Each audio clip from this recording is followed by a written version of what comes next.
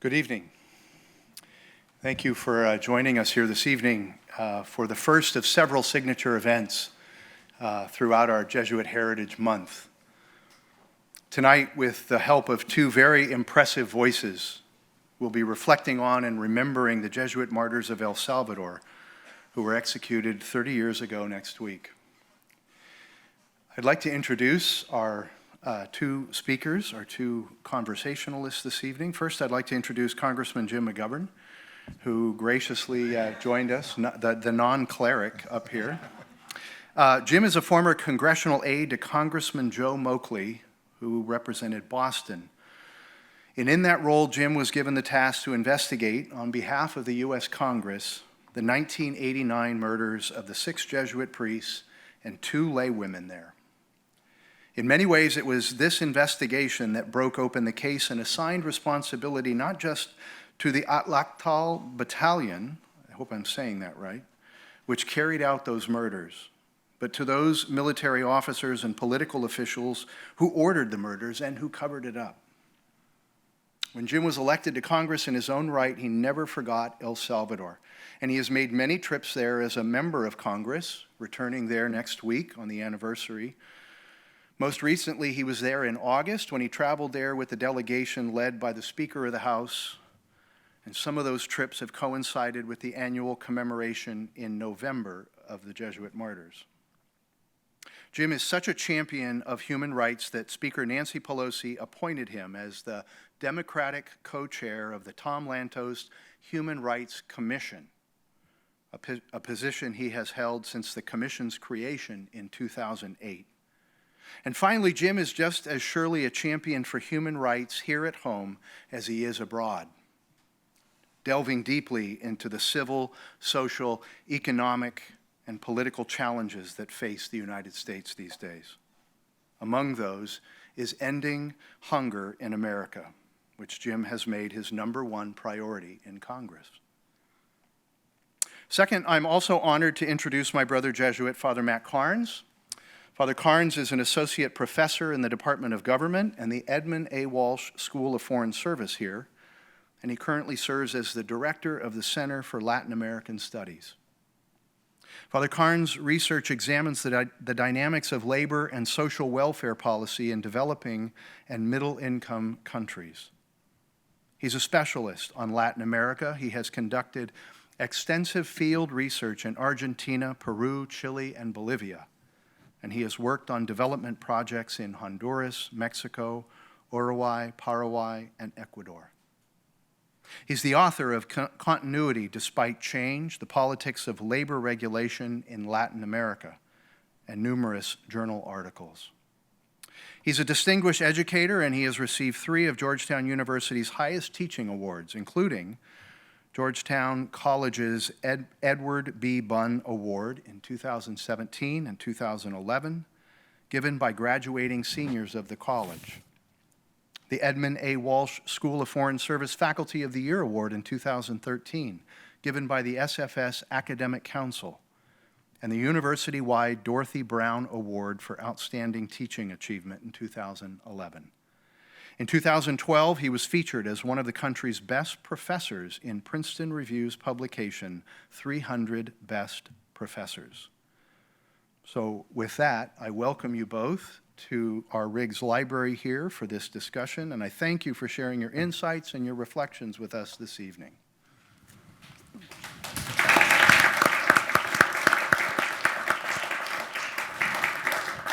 Thank you, Jerry, and thank you for this invitation to be here tonight. Congressman McGovern, it's such a real honor to be here with you. You know, this Jesuit Heritage Month has a motto. It is remember, reflect, connect. And as I was preparing for tonight, I was starting with the first of those, remembering. And remembering that I was a sophomore in college, walking to class, I remember very well, on November 17th, 1989, and picked up a copy of the newspaper, the New York Times at the time, and there was this shocking picture there of the murdered Jesuits out on the grass outside of their home where they had lived. And it was, for me, a bit of a dawning of consciousness to a struggle that, as an undergraduate, seemed kind of far from home, and one I'd heard rumblings about but didn't really understand. But we had a Jesuit priest on our campus, and I could see how affected he was by this in the subsequent hours. And it gave me an awareness of the immediacy and the urgency of the issues that El Salvador was facing. And so I thought maybe to start our conversation, we could talk a little bit about how you first came to understand the situation in El Salvador during its civil war. You had just finished college and were working then for Congressman Moakley at the time. If you could tell us a little bit about that first experience, and especially what first struck you about the things that were happening in El Salvador in 1980s. Well, first of all, I'm grateful to be here, and thank you for the introduction, and thank you for for remembering. The Jesuits in El Salvador, have a very special place in my heart, and this, and El Salvador in general has a special place in my heart. But I was a young, Capitol Hill staffer working for Congressman Joe Moakley of South Boston, who was known as kind of a bread and butter, nuts and bolts politician, not a foreign policy expert. And he used to hold office hours regularly in his district. And one day, a group of activists from Jamaica Plain came to see him and began to plead with him to do something to help protect Salvadorans who were fleeing the war in El Salvador, who were coming to the United States, and who were being rounded up by our government at the time. Ronald Reagan was president, and being sent back. And these people thought that they were being sent back to a very dangerous situation, and their lives might be at stake. And so I had just started working with Joe Moakley, and it was a Saturday. He called me up, and he said, what do you know about El Salvador? I was like, well, just what I read in the newspaper. He said, these people say it's pretty dangerous. I said, well, that's what I've read. He said, well, why don't you go down there and check it out and come back and tell me? And so I did. I went down for, I think a week and a half, 2 weeks, and I kind of made my own trip. I hooked up with a bunch of faith-based groups that were regularly going to El Salvador. I met with people at the embassy, and then I was told to go to the UCA, the University of Central America, to meet the Jesuits, because they know everything. And so I met with Father Correa, who was the rector, and I met with another priest named Father Martin Barreau, and and just I asked them to tell me, like, what is the reality here? And they explained the intense violence, and they told me that U.S. policy was not helping. We were sending military aid to the Salvadoran military. The military of El Salvador was part of the problem. And then I needed to go back, and I needed to make the case to my boss and to others that not only should we protect the refugees, but we need to rethink our policy. And I remember Father Martin Barreau, when I left that meeting, said, you tell your friends in Washington, remember one thing, remember we're human beings too. So, but I toured around the country, not, being young and not even thinking about that it might be dangerous, but I bumped into FML and guerrillas, and we bumped into all kinds of people. But I remember that was the first time I had ever seen a dead body on the side of a road. It was the first time I had ever met anybody who had been tortured, and they showed me how they had been tortured. It's the first time I think I ever talked to a mother whose daughter was raped and murdered by the security forces. I had never had that experience before. So as a young aide, it was, it was shocking to me. And I remember feeling very strongly when I left that not only did we have to do something, but I felt ashamed at my own government that we were supporting people who would do these kinds of things. And in any event, the long and short of it is I went back, and over the next few years, I went back to El Salvador many more times to do human rights work on behalf of Congressman Moakley. Congressman Moakley wrote this bill that ended up what we now know as temporary protected status, to basically protect the Salvadorans, which ultimately passed in 1989. And then, in our advocacy for that, not only do we continue to work with Father Correa and Father Martin Barreau, but Father Segundo Montes, who is an expert on Salvadoran migration issues, came to the Capitol Hill several times to testify.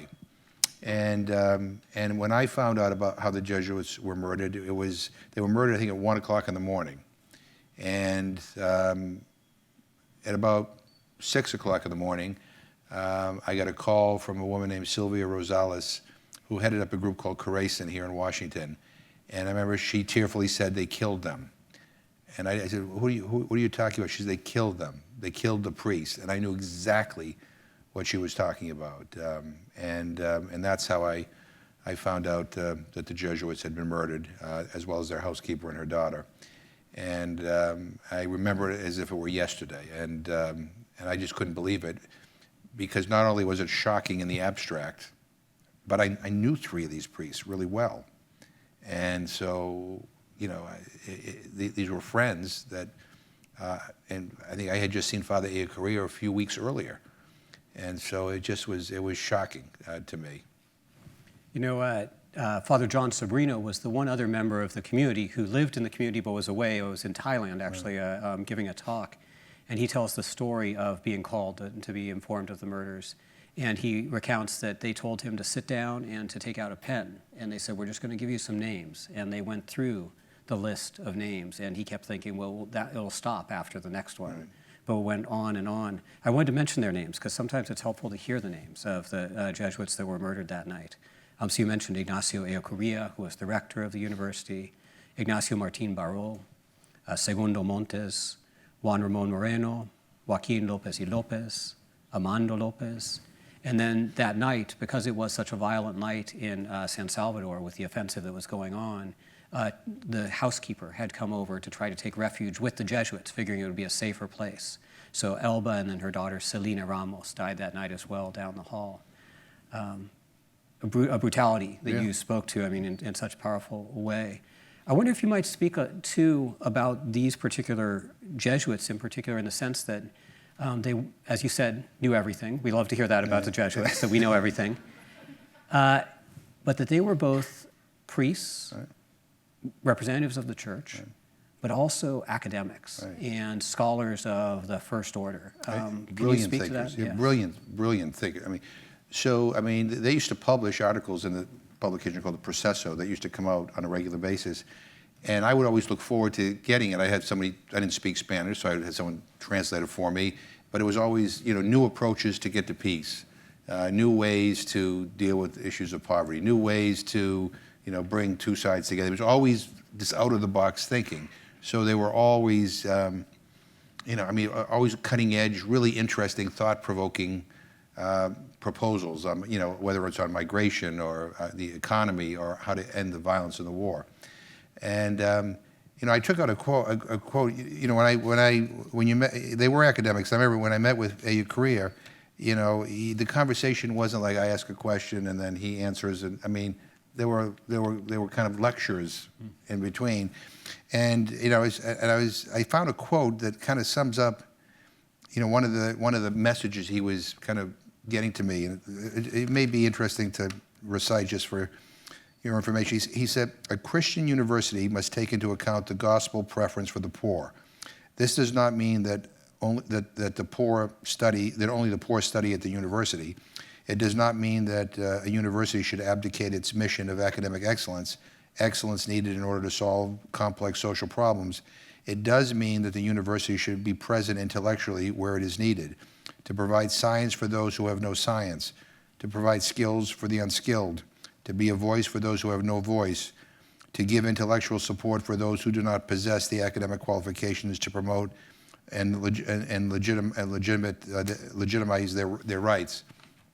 And I remember that and many other meetings, he would spend an awful lot of time reminding me of that as somebody who is benefited from a good education, as somebody who is not living in poverty, as somebody who is privileged to work for the United States government, that I had to do more than just earn a paycheck. I had to make it my mission to focus in on the poor. And every meeting I had with them, even when it was on talking about how to end the war, it would go back to the poor. And I tell people, I was rejected to all the Jesuit colleges and universities I applied to. I think even here, I have to tell you, so Holy Cross College in Worcester rejected me, my hometown. But anyway, I feel like I received a really good Jesuit education, and especially on social justice from the priests at the UCA, and it was And I was at a point in my life where, I'll be very honest with you, I was born and raised a Catholic, did my communion, did my confirmation, went through the whole thing, but I wasn't kind of feeling it, if you know what I mean. It was just like, I got to go because I got to go, right? Got to go to church, you got to do the rituals and all that kind of stuff. And it was a point in my life where it's kind of like, why am I doing all this? There, it became clear to me. I credit the Jesuits at the university there, and as being an inspiration to kind of keep me in the church, because their faith was exciting. Their faith seemed to have a purpose. And it wasn't just, the ritual. It was, when somebody was disappeared, they would show up at the security, at the police headquarters, demanding to find out where they were. When there was a massacre, they were there. When people were hungry, they brought the food. They would do masses in some of the most dangerous parts of the country. It was, they, would talk about the fact that, that in light of the fact that they were always being threatened and persecuted, that was okay because so were the poor. And but they were brilliant. I don't know if I'd want any of them as teachers because I'd be afraid I'd fail the class, but they were just brilliant. Mm-hmm. It's funny, I knew a Jesuit who knew Eocharia very well, and he had studied with Eocharia. And he said Eocharia, who was the only person could listen to Karl Rahner, who was the great theologian in Germany, teach in German and follow every word of it and ask questions immediately. Just a brilliant mind. I wanted to ask a little bit about, we were talking about this on the walk over, the important role of Jesuits and Jesuit universities here in the United States after the murder in raising consciousness and then ultimately accompanying the process, which you led so much in terms of seeking justice. And maybe to highlight one of those, our own Charlie Curry, who just passed away this past year. Yeah. So I don't know, Father Charlie Curry, who was here at Georgetown, I first got to know shortly after the Jesuits were killed. He helped organize the Georgetown's response to the Jesuit murders. And I had the good fortune to travel many times with him to El Salvador. But one of the things that he and others, and this university in particular, I credit them with really changing the discussion and changing U.S. policy when it came to El Salvador. In the aftermath of the murders of the priests, we went through a series of phases from our government. Our government said, well, maybe the FMLN, the guerrillas killed them, because when the Salvador military went on the campus to kill them, after they murdered them, they painted FMLN slogans on the wall and said that these people betrayed the FMLN cause, all that kind of stuff. So there was that moment of, well, it must be the guerrillas that did this. And then, when it became clear it wasn't, there was a reluctance to try to change course. Because a lot of our policymakers, and by the way, it wasn't just, this now was George H.W. Bush, it just wasn't him. There were a lot of Republicans and Democrats on Capitol Hill who felt that we needed to continue to support the Salvadoran military to prevent communism from taking over the world back then. And so they were reluctant to change course. And here, I remember having Father Leo Donovan, who was the president of Georgetown at the time. I remember hosting a dinner in this very library to strategize on how the universities and colleges could be helpful in trying to pursue justice and to pursue peace in El Salvador. And Georgetown, Boston College, Fordham, Santa Clara. I go right down the list. The presidents were all organized, and they reached out to their alumni. And, you take the alumni of Georgetown, it's who's who in, the elite and financial institutions or in our government or State Department or, in all the various industries. It's a very powerful bunch, Democrats and Republicans, all of them very connected politically. And the colleges used the alumni to pressure Congress into changing our policy, which we did. Congressman Moakley had a amendment that passed that said that 50% of the military aid had to be withheld. It could not be released until there was justice in the Jesuit case, and until the Salvadoran government was moving toward trying to end the war. And I think that was a moment when the Salvadoran government realized that, things are changing, and they decided to seriously negotiate an end to the war, which happened. Unfortunately, we didn't get justice in the Jesuits case, but it changed things. And so what, in addition to all the solidarity groups and all the concerned citizens across the country that were concerned about U.S. aid to El Salvador, I think it was the power of these colleges and universities all across the country that really made the difference at the end. I mean, really, it was the pressure that I think made it clear to the Salvadoran government, also to the U.S. government, that things had to change. It's so helpful to think about that sort of all hands on deck Right. strategy of doing this, and especially what the Jesuits could muster. I wonder if you'd speak a little bit to your own experience, because one thing that very much impresses me is the way you yourself have chosen to walk the walk on this, repeatedly returning to El Salvador, but then attending trials, seeing bills through Congress. I mean, each of these, it's interesting, when we talk to students, often they'll have an inspirational moment where they think we should do something, Right. but then it's the follow-through of day after day and year after year, and this has been something that you've stood by year after year. If you could talk about sort of how you've done that and how that sustained you. So the whole Salvador experience for me, I mean, again, even before the Jesuits were murdered, I spent a lot of time there, and I get to know people. I mean, we formed strong friendships, and a lot of those people, perished in that conflict, were disappeared, and it had a real profound impact on me, as did the murders of the Jesuits, which I couldn't believe that would happen, and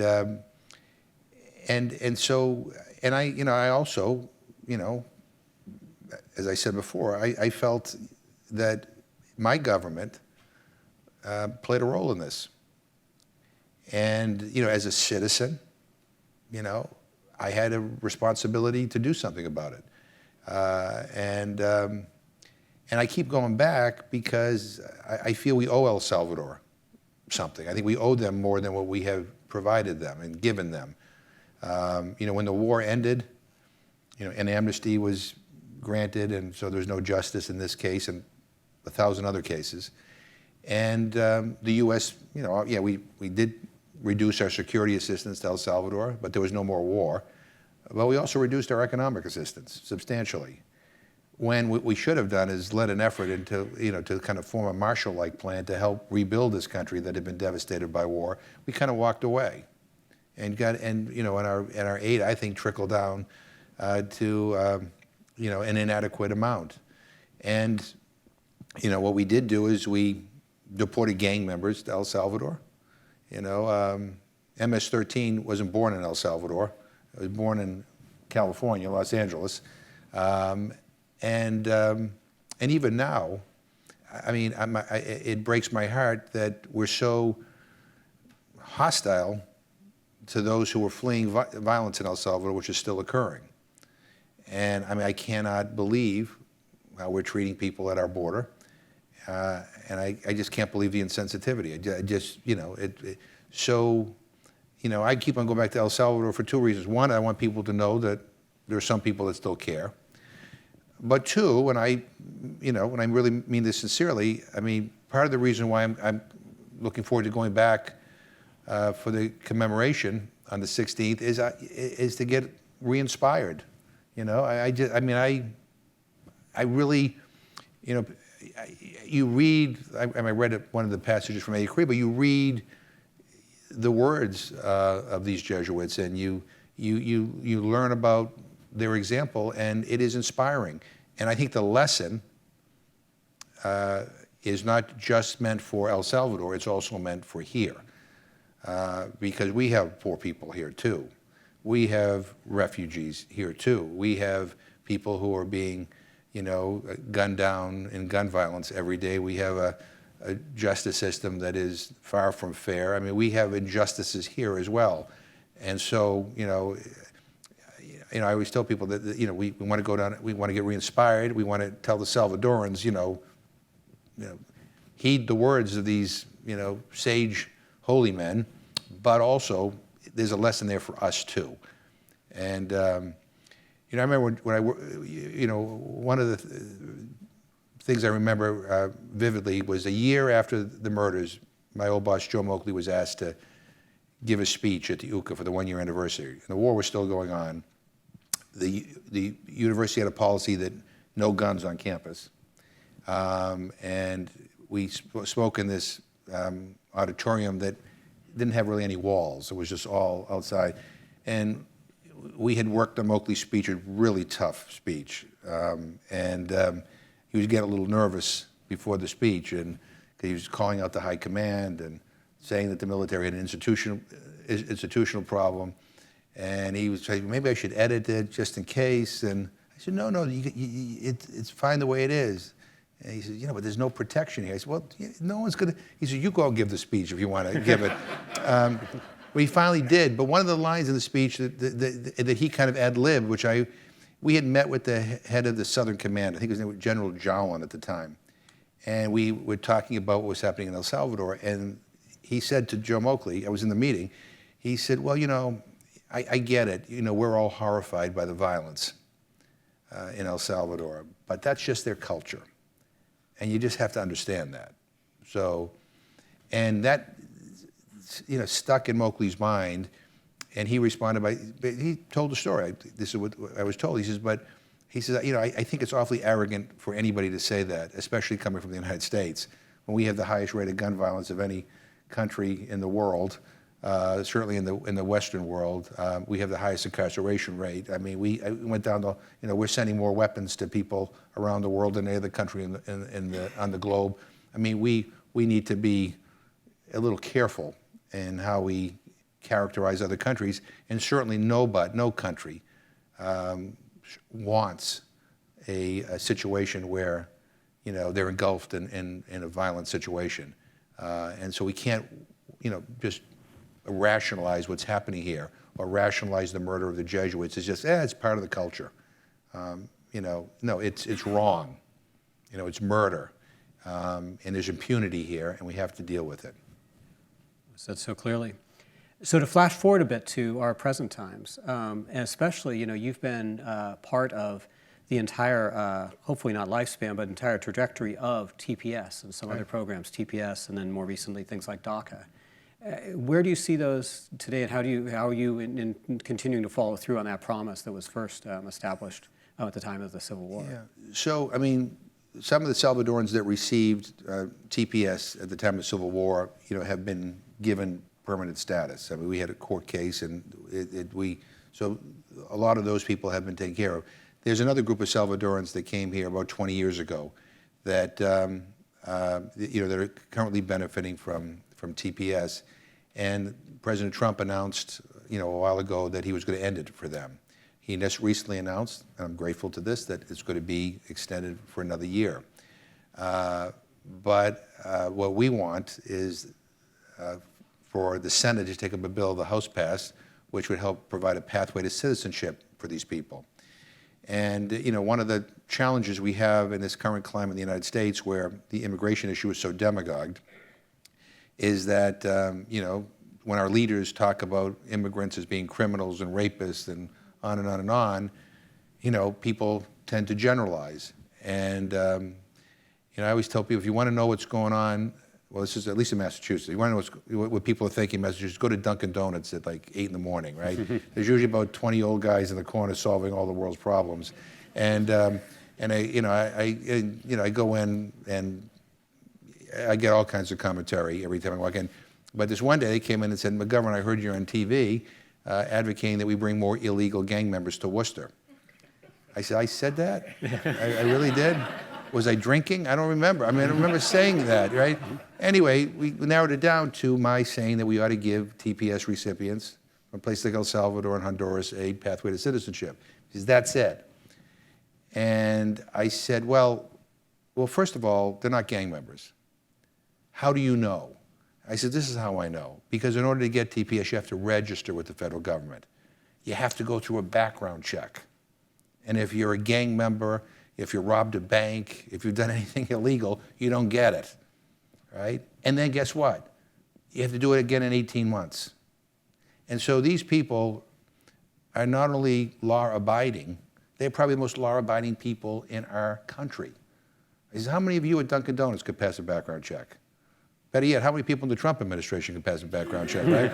But the point of the matter is that, you know, when you're here for 20 years, things happen. You might get married, right? You might have kids. You might get a job or start a business, buy a home. And, you know, and now you're being told that you might face, you know, you might be required to go back to your home country. I have a guy in Worcester, Salvadoran, who's got TPS, has a daughter. He purposely made sure his daughter doesn't speak a word of Spanish. He wanted her to just be as American could be. That was his response to me. And he said, you know, if I have to go back, I can't take her back. She doesn't speak Spanish. One is it's not safe for her. It's a dangerous country. I can't take my wife back there. There's no opportunity. There's nothing for me there. He says, so you know, we're watching on TV the separation of children from their parents at the border. Well, you're going to see a separation of children from their parents from their children in Worcester and in Boston and in Los Angeles and in Washington, D.C. I mean, you can't do this. Now we've bought some time, and you know, we hope we can maybe work something out. But I mean, you know, I just sometimes feel we're losing our humanity. And, you know, if we can't make the case, even to the most, demagogue, well, I'm trying to think of, even to the worst demagogues on immigration, that this is the right thing to do, you know, then I think we're in real trouble as a country. This is just a humanitarian thing. And my wife tells me, but every time I tell her about my Dunkin' Donuts conversations, learn to use the drive-through. It takes you too long to get a coffee. But anyway, so we're you know, it's the Trump administration. We are grateful they gave us another year, and we now have to figure out what happens after that. Thank you. So in a moment, we'll open things up for questions. So you might want to be thinking of a question. I'll ask one more before we go to that, and we'll have some microphones coming around for the questions. It really goes to that question of restoring the social fabric that you're touching upon in some ways there. How do we rebuild a sense of community both in our country? But I was very struck as we were walking over, you mentioned the challenge for the commemorations of each of the years after the death of the UCA martyrs. And the challenge of really bringing the government and all social actors, even inside El Salvador, together around that issue, where it still can be somewhat divisive. You know, it was striking, actually, when Archbishop Romero was made a saint, that people started to, in a sense, feel solidarity around him, in which he had been something of, for many, he was considered a divisive figure. Now it's a real, I was struck in the airport, as you may know now, they have a monument to him. And it's amazing, that's become almost like a shrine. People go over and you know, stand there and take pictures with it and touch it. So that sense of how do we rebuild community? You know, you've seen the struggle there to do that. How do we do that in our country that can feel so divided right now? You know, I think people have to speak the truth, number one, and not be afraid to speak the truth. In the case of the Jesuits, they spoke the truth and they paid for it with their lives. I mean, they were killed because of who they were and what they stood for. And Archbishop Romero was killed because of what he stood for. 4 American churchwomen who were raped and murdered were killed because they stood with the poor. And by the way, those are the famous cases, right? You know, I mean, 80,000 civilians were murdered in El Salvador, thousands more disappeared. You know, for a variety of reasons, but many of them were speaking the truth. I mean, that things had to change, and some people found that threatening. But the one thing, I go back to what I said about, you know, Father A. Correa, who believed that the university was more than just about a place where you go and get an education. The university was supposed to be a place that was advocating on behalf of the most vulnerable. That you know, the part of, you're being given this gift of an education. We need to figure out, in addition to how you become the best lawyer, the best accountant, or whatever you want to be, how we use your talents to be able to help change the reality, you know, for so many who are poor. And we need to, you know, and there needs to be this, I think that, you know, one of the things that that happened in the aftermath of the murders of the priests. And I think this was obviously not what the intellectual authors or those who did the killing expected. But they became even bigger, right? I mean, there are commemorations all over the country, all over the world on November 16th, 30 years after they were murdered. I mean, people are still talking about them. Books have been written about them. Their words are still highlighted and taught in universities all across the world. So, I don't know what the magic, therapy that needs to be put in place so that, we can heal all the things that are dividing us right now. I just feel that those who have a calling for justice and those who, who believe some of the things that the Jesuits believed in, I think this is a moment to step it up a little bit. I mean, it's not a moment to be timid. It's a moment to step it up a little bit. And I think one of the problems here in the United States, I do a lot of work. We mentioned to do a lot of work on hunger. One of the things that bothers me is when I'm on the talk radio and people say to me, "Oh, you're a big advocate of SNAP," which used to be called food stamps. All these people need to do is get a job. And I always remind them. I say, well, you might be surprised to know that the majority of people who are able to work on SNAP actually do work, but they earn so little they need a subsidy to help put food on the table. I think, these people, I see them, they buy lobster and filet mignon with their SNAP dollars. I'm like, well, you know what the average SNAP benefit is? You'll be surprised to know it's $1.40 per person per meal. That's about the average. I don't know where you could buy lobster for $1.40 or filet mignon for $1.40. But anyway, if you know a place, let me know, right? And so we go on and on.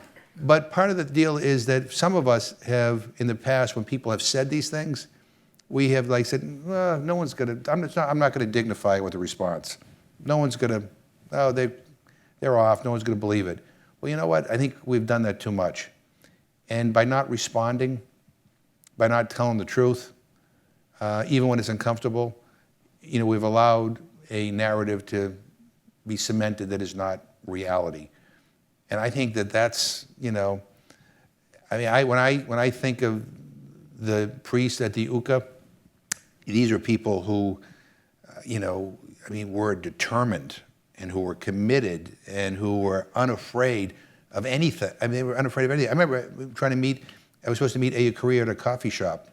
This was in the mid-'80s, and he called my hotel and said, would you mind meeting me at the university because I got a number of threats today, and I'm worried about your safety. And I'm like, my safety? But anyway, I don't know. That's kind of a rambling answer, but. No, it strikes me. I remember when reading that the head of the Jesuits, after they were martyred, said something along the lines of, it seems very appropriate that if the poor are dying, that our Jesuit priests would be there with them, and in a sense paying the price with their lives. And that sort of commitment, that sort of dedication to seeking change is something that I think we could all be inspired by and all learn a tremendous amount from. Let's open this up. So questions for Congressman McGovern. I'd welcome especially students that might have questions. I'm very struck by the fact that students growing up today would have been born well after the murder of the Jesuits and the laywomen. And so this may seem like something a bit from the past. So but it doesn't have to be a student that would ask a question who would like to. Just raise your hand and we can get a microphone to you. Hi, I'm a student, so I feel obligated to ask a question. Wonderful. So kind of what you were just mentioning, since I was born way after this event occurred, I really had no idea anything about it until I researched it before coming to the event. So I'm just wondering, is there a difference in terms of remembrance for people who heard about the event when it actually occurred and maybe need help just remembering their initial reactions to it versus people who were never even alive, never even knew this event occurred? How do you deal with the issue of remembrance for these two different demographics? Yeah, that's an interesting question. I think you do things like this, right? For those who are, old enough to have been around to remember what happened on November 16th, 1989, I mean, I think coming to these events, helps rekindle some memories of where you were when it happened and what you thought. And for new people, I mean, I think, I always tell people, to me, remembering for the sake of remembering is not worth it. I mean, remembering and doing something about what you remember, and being inspired by who they were and what they stood for, and fighting for pledging to fight even harder for the causes they care about. To me, that's what these commemorations are all about. I mean, again, I'm not into ritual. I'm into action. I want their words. There'll be thousands and thousands of people in El Salvador. I hope that people feel, ready to organize and mobilize and demand justice. I mean, there are cases right now in El Salvador, one case in particular regarding the murders at a place called El Mozote, where over 1,000 people were murdered. I visited with my daughter and Father Charlie Curry about a year before he died. We went to the site, and they have a list of all the people that were murdered by the Salvadoran armed forces, and their ages. And my daughter was looking at it. My daughter at the time was 17. Was looking at and she was just like, what does it mean when, they list a name and they have 0 after the name? And one of the survivors told her they were too young. We didn't know how old they were. They were babies. I mean, most of the people that were murdered were under 17. And again, they were murdered by the Atlacat Battalion, same battalion that murdered the Jesuits, that the United States helped form. By the way, some of you I know have gone and protested at the School of the Americas. Thank you for doing that if you do that. But 24 of the 26 triggermen who actually murdered the priest in cold blood were graduates of the School of the American in Fort Benning, Georgia. I think we should shut the place down, not because I think they're teaching torture anymore there. They were at one point, but we should shut it down because, I think it's a stand on a human rights record. But going back to El Mozote, the case has been reopened. I mean, and so, in the Jesuit tradition, we want justice. So we ought to be demanding that the Salvadoran, government do everything it can to assist in making sure that that case be brought to conclusion. And that those military personnel who are responsible for those killings, some of them who are no longer with us, but that history reflects who they were, and those who are still alive, they need to be held to account. So, to me, this is all about action. If I may offer just a couple of words on that. A contemporary of the Jesuits that were killed, Father Ricardo Falla, who's a Guatemalan Jesuit, has been very instrumental in documenting human rights abuses that occurred there during their civil war. And at one point he had lived with these civilian populations in resistance where people were also being killed and massacred. And he was a trained anthropologist, so he was able to document it in a way that the military could no longer deny. Now, while he was working with these people, he took on a pseudonym, a nom de guerre, so that he wouldn't, be known, for acting in the country. And the name he chose was Mark from the Gospel. And he said, I chose that because Mark was the first evangelist and the one whose gospel ends somewhat ambiguously. But he said, I learned about these people's story, and it became then my responsibility to take that to the world and to the next generation so that they would know these people's names and know these people's stories. Even if we haven't totally sorted out everything that needs to happen here for justice, that's now my charge to do that, so that others then will know their names and can pass it on through the generations. So I think one of the tasks for us who are alive is to find ways to make this alive now for you, so that then you can do, and actually to go back to that motto of the Jesuit Heritage Month, remember, reflect, and then connect. And it strikes me that connect piece is perhaps the most important, because if we take these things just in isolation, well, it becomes history. But if we tie it to TPS, if we tie it to the legacy of violence in El Salvador, if we take it to the exporting of gangs and the violence that we see there now, these things are all of a piece. And so we need to know the story if we're going to connect now and make a difference now. And let me just tell you one little thing I forgot to mention. In the years since the Jesuit murders, and some of the Salvadoran diaspora who are here in the United States who follow the case, and I'd be at events and they'd come up to me and say, "Oh, I remember you were involved in the Jesuit case," and they would tell me their stories. They would say that, we came here and we left El Salvador in 1986 or 87 or 88 or 89, and we left because my mother was disappeared, or my father was disappeared, or my wife or a son or daughter were disappeared, and we want to know where they are, and we want to find out what happened to them, and we want to collect their bones, or we want to bury them. And I told you that when I was informed of the Jesuit murders by this woman, Sylvia Rosales, who contacted me and said, why don't we urge the Salvadoran government, with the help of the U.S. government, to form an organization to help locate the disappeared, to help find the bones, support the forensics necessary to be able to bring closure. And we did a forum at the UCA, and public forum. And I didn't think, like, who's going to come, right? The place was packed. But here's the thing: it wasn't just with people who were old enough to be alive during the war. There were kids there who were 13, 12 years old, 15, 16 years old, all holding pictures.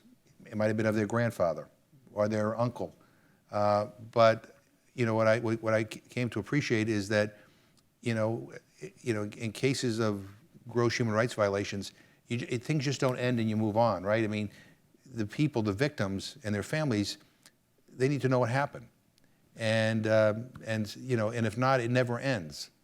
It just goes on and on and on and on and on, and the wounds get worse and worse and worse. I mean, we just passed a bill in the Congress to commemorate the Armenian genocide. I mean, I remember when I first got elected to Congress back in 1996, I'd go to these Armenian genocide commemorations in Worcester, which is one of the oldest Armenian communities in the country, in these churches, and there'd be like 60 survivors. In 2015, the last survivor died, but the issue still was, was brought up every year because their kids and their grandkids and their great-grandkids continue to show up. So, part of seeking justice is demanding the truth, because you can't really heal, you can't have peace, you can't have justice if you don't have truth. We had a question up here. Yes. Here's a microphone for you. Hi, Congressman. It's Ann Richard. We met when I was at the International Rescue Committee, and then I was at the State Department. And I was very impressed by your work on the Lantos Human Rights Commission, in part because it was bipartisan. And you had partners, whether Republicans were in the leadership or Democrats were in leadership, you had partners on the Republican side working with you for the same purpose. And that seemed to me like a very rare thing. So what's on your agenda for the commission? When you look, if it's okay, if I can ask a question to broaden this a little bit. When you look around the world, what are your top hot spots? And which ones do you think Americans should care about? And which ones do you think are just going to go neglected? Well, we should care about them all, right? I mean, I guess that was a leading question. Yeah, no. So I co-chair the Tom Lantos Human Rights Commission. My co-chair is Chris Smith, who's a Republican from New Jersey. Tom Lantos, who the commission is named after, was the only Holocaust survivor to serve in Congress. Look, right now, I mean, we're doing hearings on the situation in Hong Kong, the situation with regard to the Tibetans, the Uyghurs, with regard to China. We've done hearings on, the violence in Central America. I mean, we're concerned about what's happening in Saudi Arabia, the situation in Yemen. Sudan was a big focus of ours. Now we're hoping maybe Sudan may be moving in a very different direction. We have done hearings on how do you prevent atrocities, because we're always reacting to atrocities. Are there ways to find signs that maybe a country is moving toward, massive human rights violations or a genocide? How do we recognize those signs? How do we intervene? We've done stuff on the terrible situation by the Putin government in Russia. I mean, the situation in Turkey against judges. human rights defenders in Colombia, who right now are once again under attack. Look, here's what I worry about right now, is that I think when you look at the history of the United States, we are not perfect. And over the years, we have done things, and we've done a lot of things in Central America that I quite frankly think are a stain on our human rights record. But we've also done some good things. And around the world, people look to us to be a voice, especially if they're being oppressed, and especially if nobody's listening. They want us to lift it up, to lift their voices up. And I'm worried that we're losing that kind of moral standing. And it really is heartbreaking to me. It is difficult for me even now to understand how Congress can tolerate, or the administration can tolerate, sending weapons and arms to Saudi Arabia, a government that imprisons, countless thousands of their citizens, who, murdered and dismembered a Washington Post journalist who is now using our weapons in a war in Yemen, one of the most brutal humanitarian crises in the world. I mean, how do we do that? How do we not say this is wrong? And how do we not say that, how do we not complain about it all the time? Or even, with regard to, Putin, or, or Erdogan and Turkey. I mean, this is a defining moment for our country. And I don't want to be political or partisan here.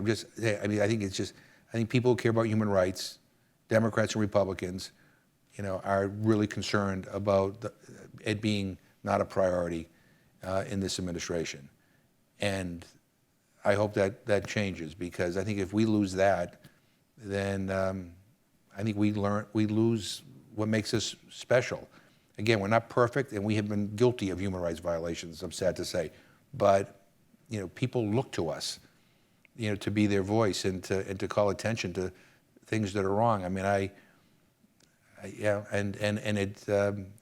the good news, you mentioned bipartisanship. The good news is that Congress is doing some stuff.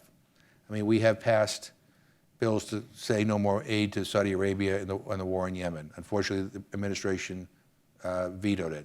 We're passing a bill to express solidarity and to impose consequences on the Chinese government if they crack down on the peaceful protesters in Hong Kong. And also, we have a bill we just passed on the Uyghurs, and we also passed a bill on the Tibetans. I mean, in a bipartisan way. So that's all good. Whether the administration will sign these things or not remains to be seen. Should we come over here, maybe?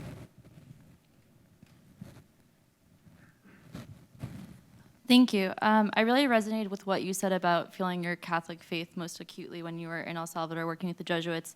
I felt the same thing growing up learning about liberation theology and the example of other Jesuits or lay people in Latin America. And unfortunately, I think for my generation, a lot of people just think Catholic Church, sex abuse crisis, they're backwards on all these issues. And unfortunately, I believe the majority of Catholics still voted for Trump. So how do we kind of bring this element of the Catholic faith and the Catholic history back into our current understanding of social justice issues and kind of link our Catholic identity to these policies and to the ongoing ramifications of what happened in El Salvador and other parts of Latin America? Yeah, again, I think we need to talk about it and appeal to the goodness in people. I think most people are good. And again, for me, I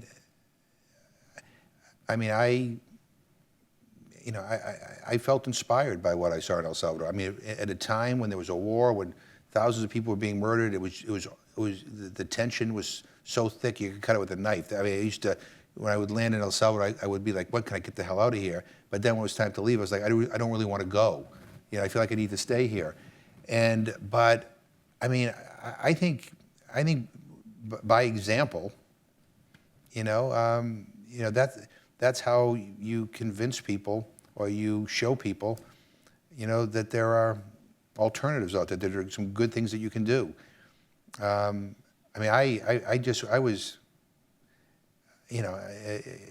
didn't want to leave El Salvador.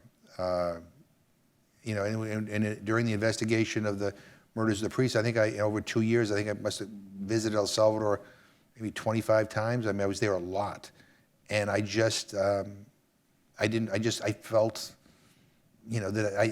I felt I wanted to be there because I felt, my purpose is to help push justice forward, to get to the truth. And, and I felt it was important to be present, so I could see and be a witness to what was going on. So if any more bad things happened, I could go home and talk about it. And, but I mean, for me, I was inspired not by any book, but by the actions of the people I met at the UCA. And and I told you, a lot of my politics and a lot of what I prioritize, I think happened, as a result of my interaction with them. So I credit them with giving me my Jesuit education. And I feel strongly, I feel strongly about things. I still feel strongly about, that's why I feel so strongly about human rights. And I try to stress it to my kids as well. I mean, I brought my kids to the commemorations in the past. I brought my daughter, as I mentioned before, to see El Mozote, to be there. And it had a profound impact on her. And she still talks about it because she couldn't believe something like that would happen, that anybody would intentionally kill children and, innocent people like that. And I hope that maybe, it lights the fires of justice in her. But I think each of us, by our examples, can be, can inspire others. Okay, I think we have time for one more question. You've been very patient here in the middle, so let's, yes. Hi, I'm an alumni. So the question, and then I'll give you some background, is you've talked about how it seems we're losing this grounding in morality and recognition of mutual humanity.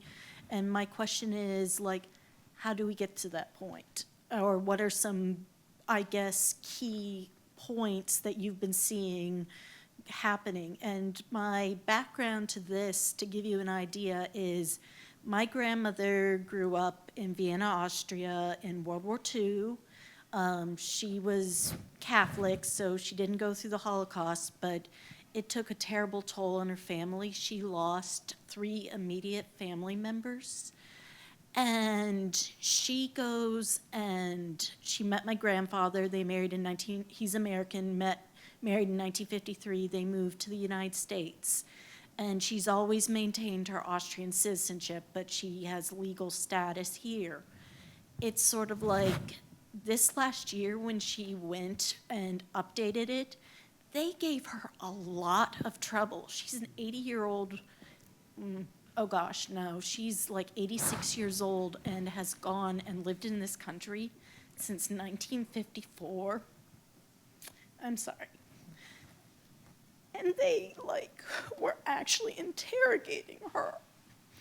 And my grandmother actually goes on the television and watches at the border to see what happens, and she cries because she's seen this before. And my question is, how have we gotten here? I know you can't go throughout U.S. history because it's a very long story, but how have we gotten, in the last couple of years to this point? Well, that's a very good question, and I wish I knew a good answer to that. I will only say this. I mean, we're here because we allowed this to happen. I mean, and for too long, as I mentioned before, when I was giving you my example of my Dunkin' Donuts interactions, we've not corrected the record. We've not told people the truth. I mean, I've been to the border. I'm horrified. It's a human rights atrocity. I don't care how anybody wants to characterize it. It is a human rights atrocity. If another country were separating children from their parents at the border, as we were doing, we would be going to the United Nations asking for an international investigation. If we were other countries were turning people away from seeking asylum, which we're doing right now, I mean, that's a violation of our own laws, and it's a violation of international law. We'd be screaming, at the top of our lungs. So we've allowed this current condition to happen. The question is, is this who we are? Or is this not who we are? I'd like to believe it is not who we are. We will find that out, you know, in a very short period of time. But you know, I speak to a lot of high school kids and middle school kids and college students all the time, and I remind them that, you know, not just the politicians have a responsibility, you know, for the direction this government takes. I mean, you all do. You all have power, right? And we don't use the power.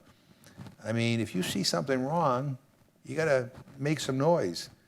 I mean, and that noise may be, you know, as simple as sending an email or a text or making a phone call to your representative, or it may be going to the border.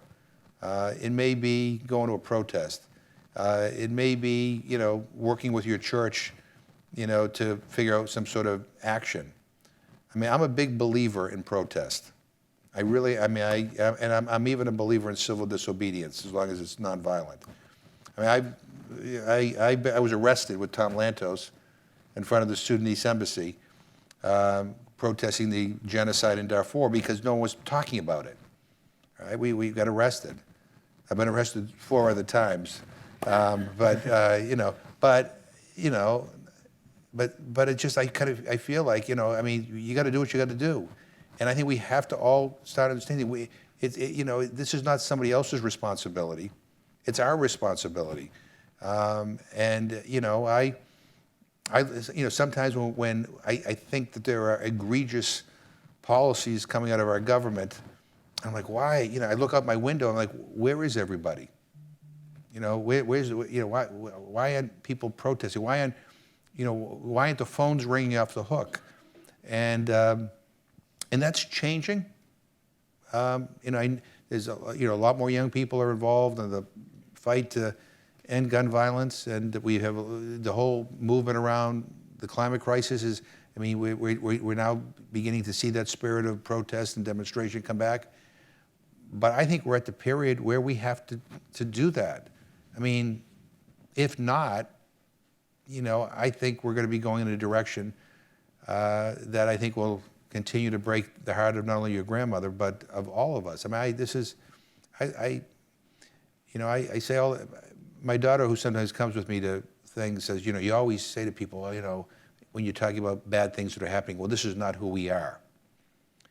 And she says, well, what if nothing changes? You know, what if the same people get elected next time and this is it? You know, what do you say then? You know, and I'm like, well, I don't want to think like that. I'm more positive. Let me just close with this. You know, even in these very difficult times, you know, we have some incredibly talented and dedicated people who work in our government, who are trying very hard from the inside to try to get us on the right track, who care deeply about human rights, who care deeply about justice, and who are trying to do what they can. And I'm grateful for that. I don't want those people to leave.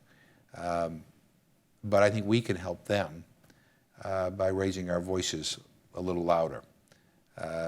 And I get, again, as you know, we're here to talk about the Jesuits, the 30th anniversary of the murder of the Jesuits. I mean, you know, I'm part of my assignment, in addition to getting inspired, is to start, is while I'm down there making my own list of, like, all right, what else do I need to do? How else can I aggravate people when I come back? You know, you know, I got to know John Kenneth Galbraith, the great economist, and we became really close during the final years of his life. And he one time sent me a note, and he said, I'd ask you to go out and comfort the afflicted, but these days that seems kind of eccentric. So go out and afflict the comfortable, you know, and afflict them in a meaningful way. And so that's kind of, I think that's kind of the meaning. That's kind of a. When I think of the Jesuits, I think of that too. They just never gave up, and I think we need to not give up either. Thank you. Thank you. Thank you. Thank you very much. Thank you, Congressman. And thank you, Father Carnes, for this wonderful conversation here this evening. And thank each of you for joining us and participating here this evening. I'd like to, as I said, this is the first of several wonderful opportunities this month to remember and engage with the story of the Jesuits. And I just want to highlight a few of those here for you. There's a poster outside with more details of the events we're hosting this month. Tomorrow night, for students, if you've never seen the movie Romero, we will have a showing of the movie Romero in our HFSC film room at 7 o'clock. Father Carnes is going to kick it off with a nice conversation as the movie is beginning, and then we'll have some insomnia cookies and chocolate afterwards. That's tomorrow night. And then on Sunday, 11/17, on November 17th, which is the day after the memorial, you're welcome to join the Jesuits, as many members from the community who are going to be celebrating at a Mass at 5 o'clock, our 5 o'clock Sunday evening Mass, as we celebrate and remember the voices of these men and women whose lives were ended 30 years ago.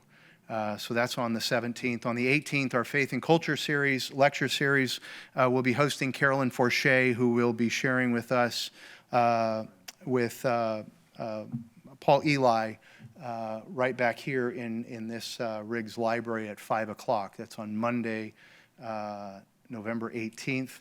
And then our very own Father John O'Malley is going to be leading on the 20th of November our sacred lecture, which will begin at 4 o'clock in Dahlgren Chapel. More details are out on the poster right outside. Please join us, too, for a reception afterwards. We have a few snacks and drinks out there for you. But thank you again for joining us, and I look forward to seeing you back at any or all of our other events this month. Thank you again.